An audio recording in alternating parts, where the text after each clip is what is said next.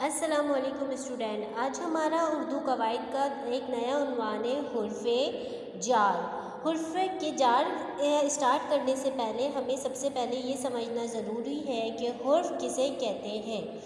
تو حرف وہ کلمہ ہے جو تنہا پورے معنی نہیں دیتا بلکہ اسم اور فعلوں کے ساتھ مل کر اپنے پورے معنی دیتا ہے۔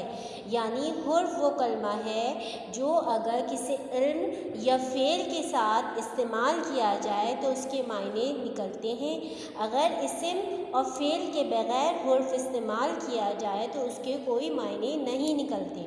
اب حرف کون کون سے ہوتے ہیں؟ جیسے کا، کی، کے، نے، پر، سے۔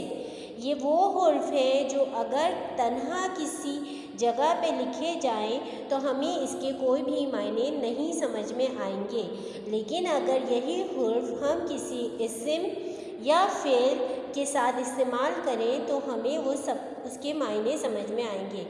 اسم کسے کہتے ہیں؟ اسم کہتے ہیں کسی بھی چیز کے نام کو، اور فعل اسے کہا جاتا ہے جس چیز پر کام ہو رہا ہے۔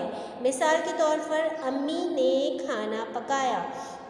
اب اس جملے میں حرف ہمارا ہے نے، کیونکہ اگر ہم یہ سینٹینس صرف یوں لکھتے ہیں امی کھانا پکایا تو ہمیں کوئی بھی اس کے معنی سمجھ میں نہیں آتے۔ اگر ہم یہ سینٹینس یوں لکھیں امی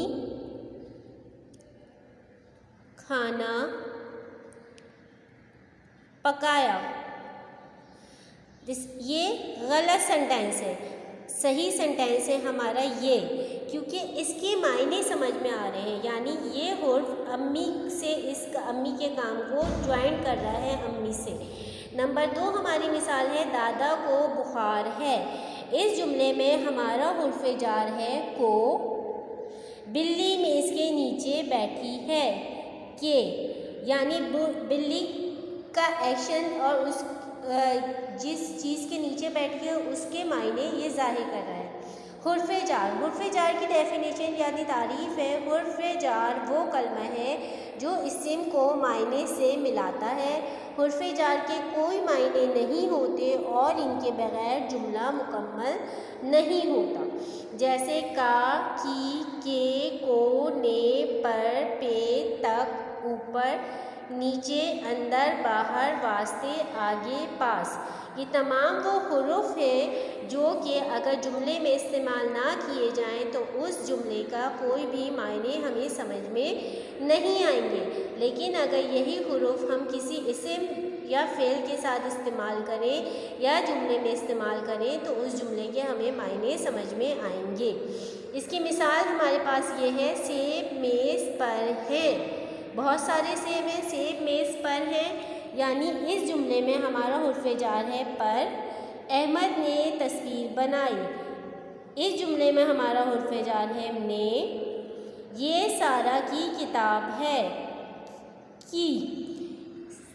اگر ہم ان جملوں میں سے حرف جار ہٹا دیں تو یہ جملے کچھ یوں بنیں گے سیب میز ہے، احمد تصویر بنائی، یہ سارا کتاب ہے۔ اس جملے کی کوئی بھی میننگ سمجھ میں نہیں آ رہی ہے، اسی لیے ہم اس جملے کو میننگ فل بنانے کے لیے یعنی ہمیں یہ جملہ بنانا ہے جس کے کوئی معنی نکلتے ہوں تو ہمیں لازمی یہاں پہ حرف جار استعمال کرنے پڑیں گے۔ سیب میز پر ہے، احمد نے تصویر بنائی، یہ سارا کی کتاب ہے۔ امید ہے بچوں آپ کو حرف جار اور اس کے استعمال سمجھ میں آ گیا ہوگا۔ تو چلیے آئیے اپنی اردو کی عملی کتاب میں آپ کو یہاں پہ حرف جار کی تعریف بھی دوبارہ سے دی گئی ہے جس کو آپ نے صحیح سے پڑھنا ہے، اور اس تعریف کو دیکھتے ہوئے آپ نے یہ دی گئی جو ایکسرسائز ہے اپنی اردو کی کتاب میں یہ مکمل کرنی ہے۔ وہ چھوٹے چھوٹے لفظ جن کے کوئی معنی نہیں ہوتے مگر جملے کو بامعنی مکمل بنانے کے لیے ان کو استعمال کیا جاتا ہے حرف جار کہتے ہیں، مثلاً کا، کی، کے، میں، سے، نے، پر وغیرہ۔ سوال جملے مکمل کریں درست حرف جار کی مدد سے۔ اب یہاں پہ آپ کو 12 یعنی 12 جملے دیے گئے ہیں، ان کے آگے بریکٹ میں 2 حرف جار دیے گئے ہیں۔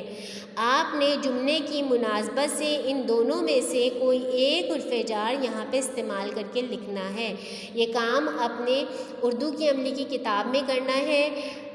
اب نئے ویڈیو میں نئے عنوان کے ساتھ پھر ملیں گے، جب تک اپنا خیال رکھیے۔ اسٹے ہوم، اسٹے سیف، اللہ حافظ۔